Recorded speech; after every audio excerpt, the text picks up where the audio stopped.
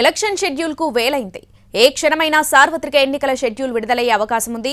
లోక్సభ ఎన్నికల షెడ్యూల్ తో పాటు ఆంధ్రప్రదేశ్ పలు రాష్ట్రాల అసెంబ్లీ ఎన్నికల షెడ్యూల్ కూడా వెలువడనుంది. ఎలక్షన్ షెడ్యూల్ ఎప్పుడెప్పుడా అని దేశమంతా ఎదురు చూస్తోంది.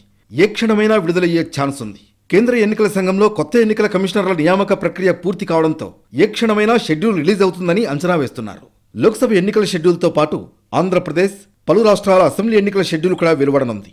ఇటీవల దేశంలోని పలు రాష్ట్రాల్లో పర్యటించిన కేంద్ర ఎన్నికల సంఘం టీం ఎన్నికల సన్నద్ధతపై సమీక్షించింది. మొత్తం 7 విడతల్లో లోక్సభ ఎన్నికలను నిర్వహించేందుకు ఈసీ కసరత్తు చేస్తున్నట్లు తెలుస్తోంది. లోక్సభ ఎన్నికలతో పాటు అసెంబ్లీ పోల్స్ జరిగే అవకాశం ఉన్న రాష్ట్రాల జాబితాలో ఏపీ, ఒడిశా, సిక్కిం, అరుణాచల్ ప్రదేశ్ ఉన్నాయి. బుధవారం జమ్మూలో ప్రధాన ఎన్నికల కమిషనర్ రాజీవ్ కుమార్ సారథ్యంలోని కేంద్ర ఎన్నికల టీం పర్యటించింది.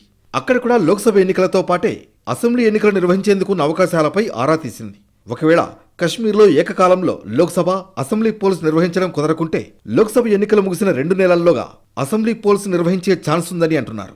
సెప్టెంబర్ 30, 2024లోగా జమ్మూ కశ్మీర్లో అసెంబ్లీ ఎన్నికలు నిర్వహించి రాష్ట్ర హోదాను వీలైనంత త్వరగా పునరుద్ధరించాలంటూ సుప్రీంకోర్టు గతేడాది కేంద్ర ప్రభుత్వానికి సూచించింది. ఈ నేపథ్యంలో అక్కడి పరిస్థితులను పరిశీలించిన ఈసీ టీం జమ్మూ కశ్మీర్లో లోక్సభ ఎన్నికలు, అసెంబ్లీ ఎన్నికలను ఒకేసారి నిర్వహించాలా లేక వేర్వేరుగా నిర్వహించాలా అనే దానిపై ఆలోచన చేస్తోంది.